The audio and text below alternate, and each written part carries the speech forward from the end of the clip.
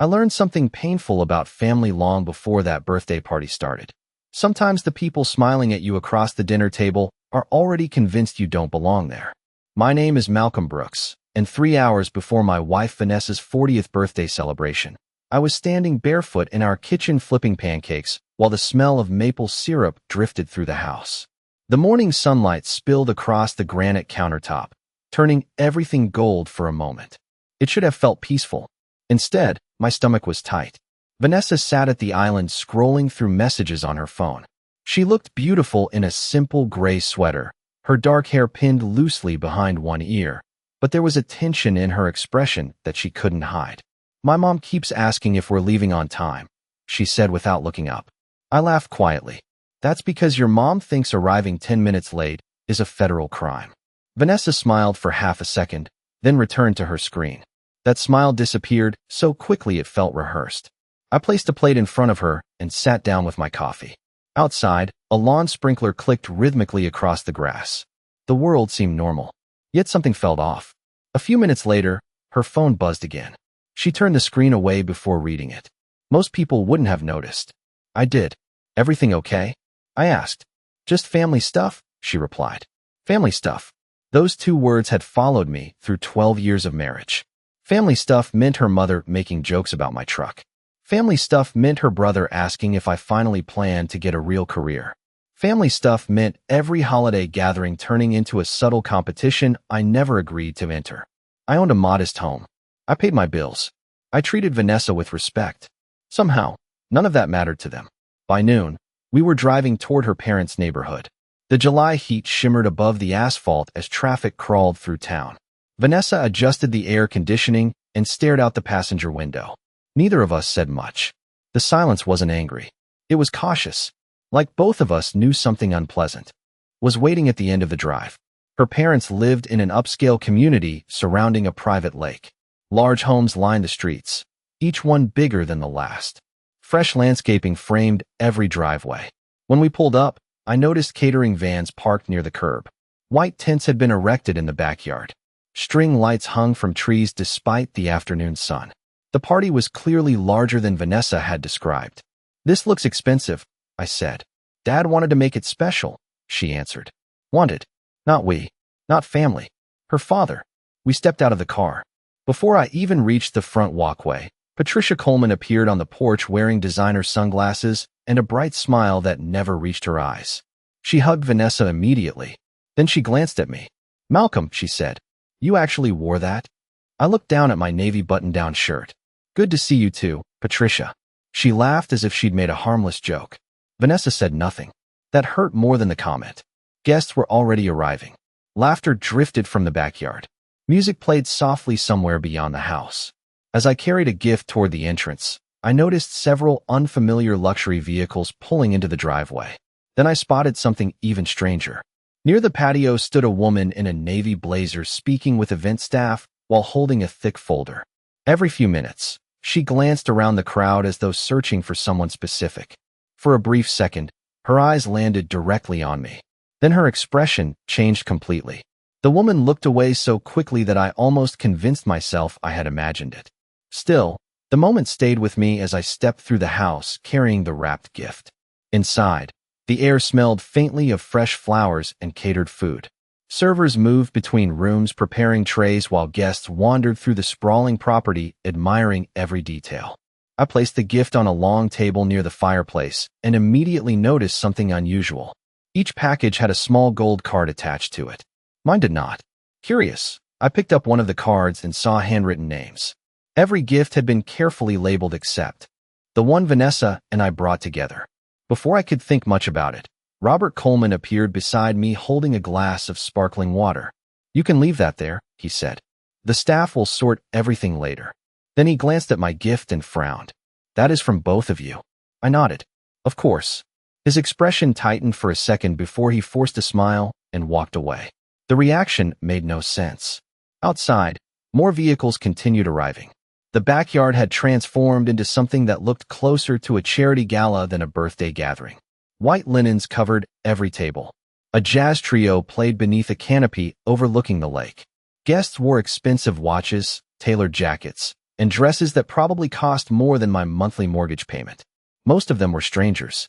Vanessa drifted from conversation to conversation while I found myself standing alone near a stone pathway lined with lanterns. That was when a man I had never met approached me. He appeared to be in his late 60s, with silver hair and a calm presence. "Malcolm Brooks?" he asked. I blinked. "Yes." His face brightened. "I have wanted to meet you for years." For a moment, I thought he had mistaken me for someone else. Before I could respond, Patricia suddenly appeared between us. "Senator Walker," she said with surprising urgency, "there are people waiting to speak with you." The older man looked disappointed. "Of course." He turned back toward me. "I hope we get another chance to talk later." Then he was gone. I stared after him, completely confused. Patricia avoided eye contact. She adjusted her bracelet and quickly changed the subject. "There are refreshments near the patio." Then she disappeared too. An hour later, the crowd had doubled. Conversations blended into a constant hum across the property. I wandered toward the lakeside dock, hoping for a few quiet minutes. The water reflected the afternoon sun like polished glass. That was where I found Vanessa standing alone. For the first time all day, she looked overwhelmed. "Everything okay?" I asked. She hesitated before answering. "Do you ever feel like people are hiding things from you?" The question caught me off guard. "What do you mean?" She stared across the lake. "I do not know. Today feels strange." Before I could ask another question, her younger cousin rushed over. "Vanessa, your mother needs you inside right now." She left immediately, leaving me alone with her unfinished sentence. As evening approached, staff members began lighting hundreds of small bulbs hanging from the trees. The entire backyard glowed beneath the darkening sky. Guests gathered near the main stage where a large screen had been installed. I noticed the woman with the folder again. This time she was speaking with several city officials.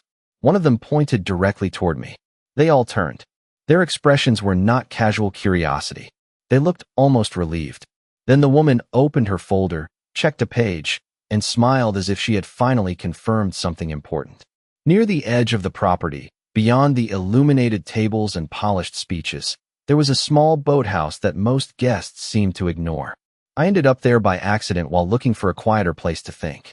The sounds of laughter faded behind me, replaced by the gentle movement of water against wooden posts. A warm breeze carried the scent of the lake across the dock. For the first time all evening, I could hear my own thoughts. That peace lasted less than a minute. Voices drifted from inside the boathouse. At first I intended to walk away. Then I heard my name. I stopped immediately. The voices belonged to Patricia and Robert. They had not noticed me outside. "This cannot happen tonight," Patricia said sharply. "Not here." Robert sounded frustrated. "We do not have a choice anymore. You should have handled this months ago." I tried. Silence followed. Then Patricia lowered her voice. "If Malcolm finds out before the announcement, everything changes." My pulse quickened. Announcement? The same word I had heard several times already from different people. Robert sighed heavily. The truth was always going to come out. Patricia responded with something I could not fully hear. A boat passing in the distance swallowed part of her sentence. Then footsteps approached the door. I moved away from the wall and headed back toward the main lawn before either of them could see me. Questions crowded my mind. What truth? Why were they worried about me specifically? More importantly, why did it sound as if everyone else knew something that I did not? When I returned to the party, the atmosphere felt different. The sky had turned deep blue. Hundreds of lights shimmered above the crowd like tiny stars suspended between the trees. Servers circulated with trays of appetizers. A photographer moved from table to table capturing smiling faces. Yet beneath the celebration, tension seemed to hum beneath the surface. Several people kept glancing toward me, not in a judgmental way, in a curious way, as if they were waiting for a reaction that had not happened yet. Then another unexpected moment arrived. A young woman approached carrying a camera bag. She looked no older than 25. "Mr. Brooks?" she asked. "Yes." Her eyes widened slightly. "I cannot believe it is really you." I almost laughed. "I think there must be another Malcolm Brooks." "No," she said immediately. "There is not." Before I could ask what she meant, a man from the event staff hurried over and quietly guided her away. She looked disappointed as she left. The encounter lasted less than 30 seconds. Somehow it left me even more unsettled. An hour later, guests began gathering near the stage. Rows of chairs faced a large screen. People who had spent the evening socializing suddenly seemed eager to take their seats. I found Vanessa near one of the flower arrangements. Her expression looked exhausted. "Something strange is happening," I told her quietly. She stared at me for a long moment. I know. Those two words carried more weight than anything else she had said all day. "What do you know?" I asked. She opened her mouth to answer. Instead, tears briefly appeared in her eyes. Not sadness. Fear. Real fear. Then she shook her head. "I cannot explain it right now." Before I could press further, music faded across the property. Conversation stopped. Every face turned toward the stage. The woman with the folder stepped into the spotlight. The crowd immediately fell silent. She adjusted the microphone, looked across hundreds of guests, and then unfolded a single sheet of paper. What happened next began with a sentence that made absolutely no sense to me. "For 12 years, she said, one man has changed thousands of lives without asking for recognition." The sentence hung in the night air so completely that even the lake seemed to fall silent. I sat frozen among hundreds of guests while the woman on stage continued reading from her notes. The spotlight reflected against the polished surface of the podium, casting a pale glow across her face. Somewhere behind me, a wine glass clinked against a plate. Nobody laughed. Nobody moved. "For 12 years, she repeated, "this individual has funded scholarship programs, community mentorship initiatives, and emergency education grants across 3 counties. Murmurs spread through the audience. I felt a strange sensation building in my chest. Not recognition. Confusion. She could not possibly be talking about me. I worked quietly.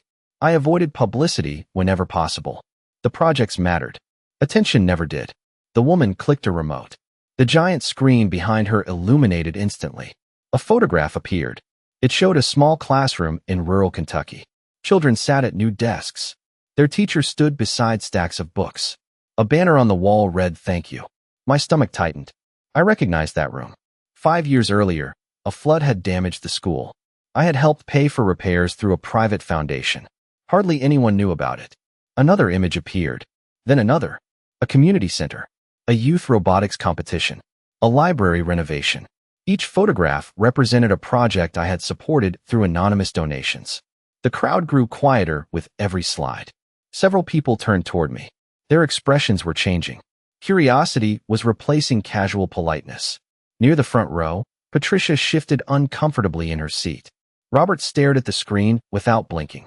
Vanessa looked completely stunned. She knew I volunteered. She knew I cared about education. Yet even she had never seen the full scope of what I was doing. Years ago, I made a promise to myself after receiving help from a mentor when I was a struggling college student. Success meant very little if it stopped with me. I never viewed those efforts as something worthy of applause. They were simply the right thing to do. The woman on stage continued. Because this work was conducted through multiple organizations, many beneficiaries never knew the identity of the donor responsible. A low ripple moved through the audience. Then something happened that caught me completely off guard. The giant screen changed again. Instead of another project photo, an old picture appeared. It showed a much younger version of me standing beside a teenage boy wearing a graduation gown. I had not seen that image in years. My breath caught. The young man in the photograph was Marcus Hill. At 16, he had nearly dropped out of school after losing both parents within months of each other. We met through a mentorship program. He needed guidance. I simply listened. Over time, he earned a scholarship, graduated, and eventually built a successful technology company. I still received a Christmas card from him every year. Suddenly a voice spoke from behind the stage curtain. He changed my life. A man walked into the spotlight. The audience gasped. I recognized him immediately. Marcus. Older now. More confident. Wearing an expensive tailored suit. His company had been featured in national business magazines. Yet there he stood looking directly at me. "Everything I have today started because one person believed in me when nobody else did," he said. Several guests began applauding. The sound grew louder. I could barely process what was happening. Then I noticed Vanessa. Tears filled her eyes. Not from embarrassment. Not from fear. Something deeper. Realization. Across the lawn, Patricia suddenly stood up and walked toward Robert. They exchanged urgent whispers. Their faces had gone pale. Whatever secret they had been trying to manage all evening was rapidly slipping beyond their control. Then Marcus looked toward the side of the stage and smiled. "The truth is," he said, "I am not even the most important person here tonight." The audience fell silent again, because the reason this event was organized goes far beyond scholarships. There is something Malcolm Brooks still does not know. The moment Marcus stepped aside, another figure emerged from the shadows near the stage. At first, I did not recognize her. She appeared to be in her 70s, dressed elegantly in a dark blue suit, moving with the confidence of someone accustomed to being heard the instant she spoke. The audience reacted immediately. Several guests straightened in their seats. A few city officials stood out of respect. Even the senator I had encountered earlier looked surprised. The woman approached the microphone and smiled warmly. "Malcolm," she said, "I have waited a very long time to meet you in person." My confusion deepened. I had never seen her before. She opened a leather portfolio and carefully removed a yellowed photograph. The image appeared on the giant screen behind her. Gasps rippled through the crowd. I leaned forward. My heart nearly stopped. The photograph showed my grandfather. I had not seen that picture since childhood. There he stood in front of a small brick building wearing a worn jacket and holding a shovel. For a second, the entire world seemed to narrow into that single image. My grandfather passed away when I was young. He never talked about himself. He never bragged about accomplishments. He simply worked hard every day and taught me that character mattered more than recognition. The woman continued speaking. "Many years ago, before most people here knew his name, Charles Brooks helped save our community." I stared at the screen. Around me, whispers spread through the audience. Nobody in Vanessa's family had ever heard that story. Truthfully, neither had I. The woman explained that decades earlier, when severe flooding threatened several neighborhoods, my grandfather organized volunteers, secured supplies, and personally helped coordinate recovery efforts. Hundreds of families benefited, yet he never accepted public credit. He quietly returned to work when the crisis ended. Then came the twist nobody expected. Years later, she said, his grandson continued that legacy. She turned toward me. Without ever knowing the full history, my pulse hammered in my ears. The audience listened intently. For 12 years, Malcolm Brooks unknowingly followed the same path as the man who inspired an entire generation. A strange feeling washed over me. It was not pride. It was something closer to responsibility, as if invisible pieces of my life were suddenly connecting. Then the woman revealed something even more shocking. 3 years ago, our foundation began searching for the anonymous donor responsible for funding dozens of educational programs across the state. Several guests nodded. Apparently, many of them already knew part of this story. The investigation took nearly 18 months because every contribution was intentionally concealed through multiple charitable organizations. She paused and looked directly at me. "Do you know what finally exposed your identity?" I slowly shook my head. The woman smiled. "A handwritten note." Murmurs spread again. She lifted a folded piece of paper from the portfolio. My stomach tightened. I recognized it instantly. Years ago, after funding a reading center, I included a short message asking administrators to spend every dollar on children instead of publicity. I never expected anyone to preserve it. The woman unfolded the note carefully. The handwriting matched a letter your grandfather wrote 40 years earlier. Complete silence followed. I looked toward Vanessa. Tears streamed down her cheeks openly now. Not because of wealth, not because of status, because she was discovering an entirely different side of the man she thought she already knew. Then I noticed something else. Patricia was no longer sitting near the front. She had quietly moved toward the back of the crowd. Robert looked equally uncomfortable. For the first time all evening, they seemed genuinely nervous. Not embarrassed. Nervous. As though the story unfolding on stage threatened more than their assumptions. Then the woman closed the portfolio and said the one sentence that changed everything. "There is one final reason we are gathered here tonight, and it involves a document signed by someone in this family less than 6 months ago." The crowd waited so quietly that I could hear the faint buzz of insects beyond the decorative hedges. Nobody seemed interested in the birthday celebration anymore. Every ounce of attention had shifted toward the woman holding the portfolio. She reached inside and removed a sealed envelope. Unlike everything else presented that evening, this item looked ordinary. Plain white paper. No logo. No decoration. Yet the reaction around the gathering was immediate. Several people exchanged uneasy glances. One of the city officials lowered his head as if he already knew what was coming. 6 months ago, the woman said calmly. Our foundation received an unexpected proposal. She paused and carefully unfolded a document. The proposal came from a member of the Coleman family. A ripple of surprise moved through the audience. My eyes drifted toward Patricia. She stood completely still near a cluster of flowering shrubs. Even from a distance, I could see tension in her posture. The woman continued. The purpose of the proposal was not financial. It was not political. It concerned legacy. That word caught my attention immediately. Legacy. She displayed a scanned image on the giant screen. Several signatures appeared at the bottom. Most of the text was too small to read from where I sat. Then she enlarged one section. The entire audience leaned forward. The proposal requested that a new educational center be named after the Coleman family. A few guests nodded politely. That seemed reasonable. Then the woman added something nobody expected. The request was denied. Audible whispers spread through the seating area. Patricia's expression hardened. The woman remained composed. The request was denied because our board unanimously agreed that one individual had already earned that recognition. For the first time all evening, a strange kind of amusement touched me. Not because of the situation itself. Because I suddenly remembered something from years earlier.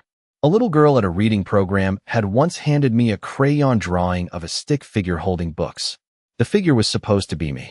She had written the word teacher across the top, even though I was not one. I remembered laughing and telling her she needed a better artist. The memory surfaced unexpectedly, bringing a rare moment of warmth into the middle of an increasingly surreal night. Then another surprise arrived. A teenage boy stepped onto the stage carrying a worn baseball glove. He looked nervous. My name is Ethan, he said into the microphone. 5 years ago, I was failing every class. He held up the glove. Mr. Brooks gave this to me after my first tutoring session. The audience listened closely. He told me that nobody gets defined by their worst season. The boy smiled. I graduate next month. Applause broke out across the lawn. Genuine applause. Not polite social clapping. Something heartfelt. More students appeared on the screen behind him. Different ages. Different backgrounds. Each sharing brief messages. None mentioned money. None discussed donations. Every story focused on encouragement, guidance, or opportunity. As the testimonials continued, I noticed Vanessa watching the screen differently than everyone else. She was not looking at the students. She was looking at me, almost as if she was revisiting our entire marriage through a new lens. Then the atmosphere shifted once again. The woman with the portfolio raised her hand, signaling for silence. These stories matter, she said, but they are not the reason tonight became necessary. Necessary. The word landed heavily. She turned toward a table positioned beside the stage. Until that moment, I had barely noticed it. Resting on the table was a framed certificate covered by dark blue fabric. The woman placed her hand on the cloth. What is under here has been prepared for nearly 2 years. The audience became motionless, and only 3 people knew about it in advance. She slowly looked across the crowd, first toward the city officials, then toward Marcus, finally toward Vanessa. My wife lowered her eyes. The woman took a steady breath.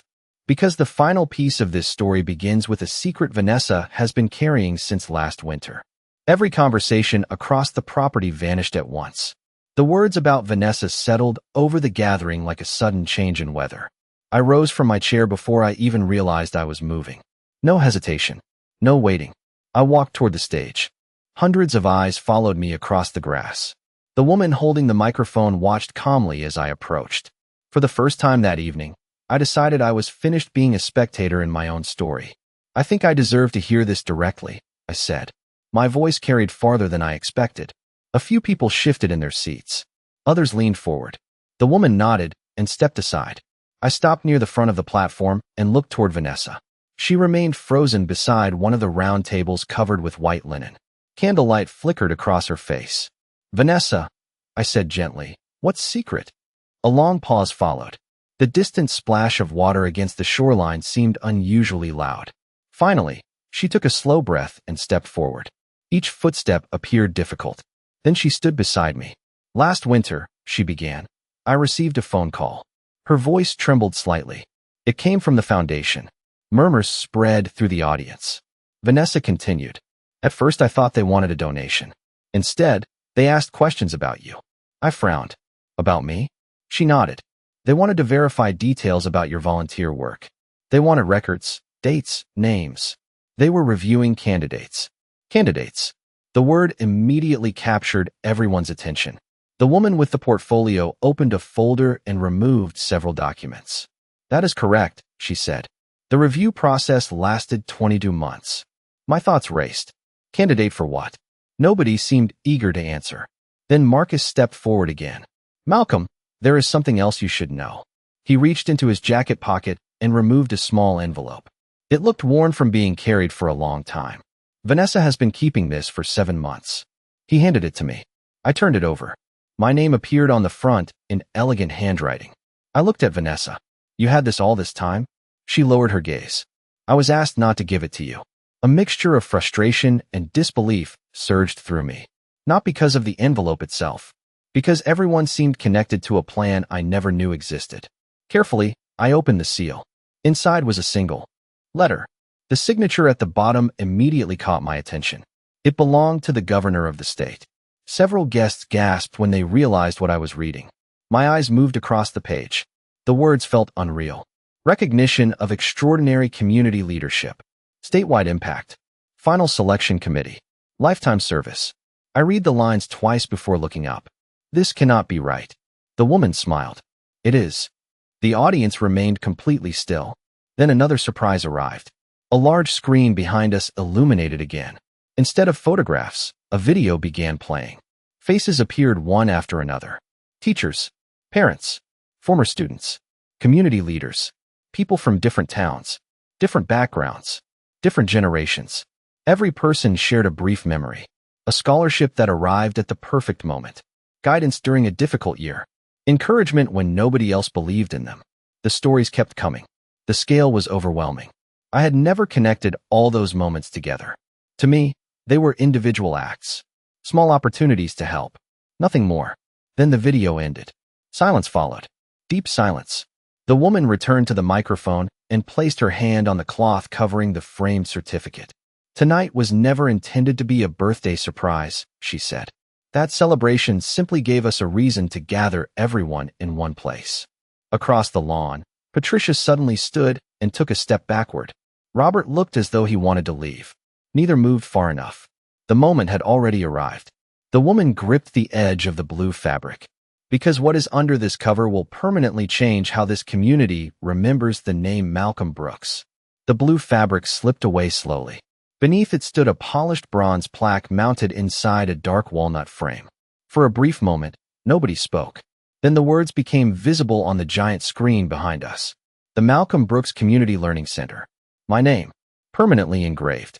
A collective intake of breath swept through the audience. I remained motionless, not because I enjoyed recognition. Quite the opposite. The idea felt almost uncomfortable. Throughout my life, meaningful work had always seemed more valuable than attention. Yet seeing those words displayed before hundreds of people created an unexpected sensation. It was not pride. It was gratitude. Gratitude toward every teacher who encouraged me, every mentor who opened a door, every person who believed kindness could travel farther than money. Applause gradually filled the property. Some guests stood. Others wiped away tears. The sound echoed across the shoreline and drifted over the dark water. Meanwhile, I noticed something far more important than the plaque itself. Vanessa was smiling. Not the careful social smile I had seen at family gatherings for years. This one reached her eyes. It carried relief. The woman from the foundation allowed the applause to settle before speaking again. "There is one final matter." Instantly, the atmosphere shifted. A few people exchanged curious glances. I felt it too. Something remained unfinished. The woman stepped away from the podium and invited an elderly gentleman onto the stage. He walked with the assistance of a cane and wore a simple brown jacket. Nobody around me appeared to recognize him. I certainly did not. Yet when he reached the microphone, his presence commanded attention. "My name is Harold Bennett," he said. 42 years ago, I worked alongside Charles Brooks. My grandfather again." The audience listened carefully. Harold smiled faintly. Most people remember what Charles did during difficult times. Very few know what he refused to do afterward. That statement immediately caught my attention. Harold reached into his jacket pocket and unfolded a fragile piece of paper protected by clear plastic. After the flood recovery effort, several business leaders offered him ownership in a development project. The giant screen displayed an old document. Signatures covered the bottom. Harold continued. The project eventually became extremely valuable. Quiet whispers spread through the crowd. Your grandfather declined. I blinked. That made no sense. My family never had wealth. We lived modestly. We worked hard. Opportunities like that could have changed everything. Harold seemed to anticipate the question. He turned it down because accepting it would have required relocating hundreds of local families. The audience fell silent once more. He believed people mattered more than profit. A strange calm settled over me. Suddenly, so many pieces fit together. Values passed from one generation to another. Choices repeated across decades. Lessons never spoken aloud, yet somehow inherited. Then Harold revealed the detail that transformed the entire evening. Charles asked me to keep something safe. He carefully lifted a small wooden box from beneath the podium. My heart began racing. I promised I would deliver it only if I met someone worthy of receiving it. I followed the box. Harold walked directly toward me. The crowd parted as he approached. When he reached me, he placed the box into my hands. It felt surprisingly heavy. The wood was worn smooth by time. A brass latch secured the lid. This belongs to your family, he said quietly. It always did. I stared down at the object. The applause, the speeches, the recognition, all of it suddenly seemed secondary. Whatever rested inside that box had traveled through 4 decades to reach this exact moment. I looked toward Vanessa. She appeared just as curious as I was. Around us, hundreds of people waited. The night breeze stirred the tree branches overhead. Then I released the latch and slowly began lifting the lid, wondering what message my grandfather had been trying to send across 42 years.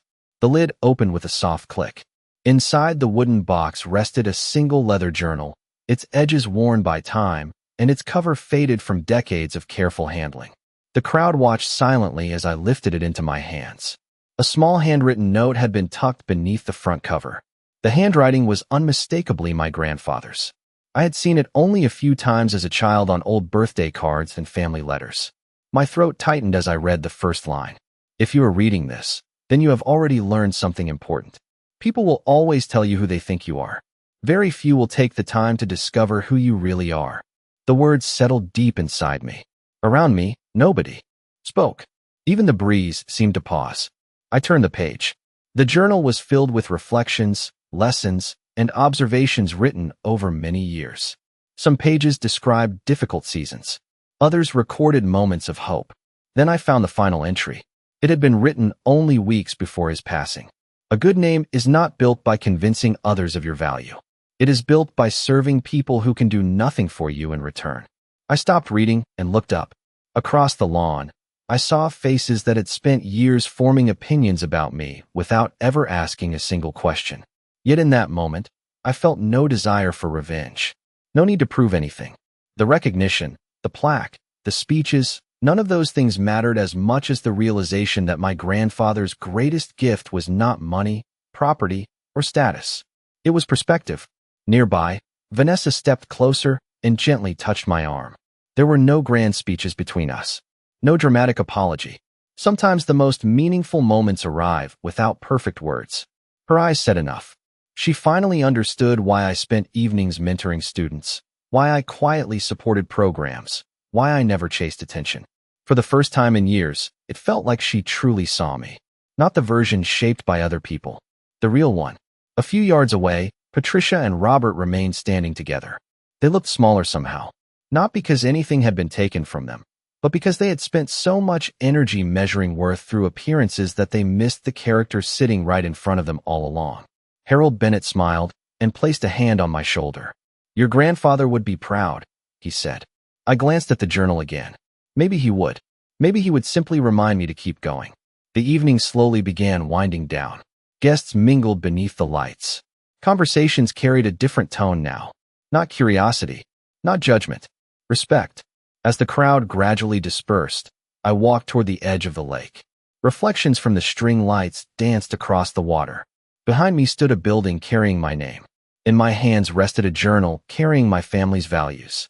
Ahead of me stretched a future I had never expected. And in that quiet moment, I realized the greatest victory was never being recognized by strangers. It was staying true to yourself when nobody was watching. Thank you for listening to this story. If it touched your heart, please like this video and follow the channel for more stories. Because sometimes the people who seem ordinary are carrying extraordinary legacies, and sometimes the strongest light comes from those who never asked to stand in the spotlight.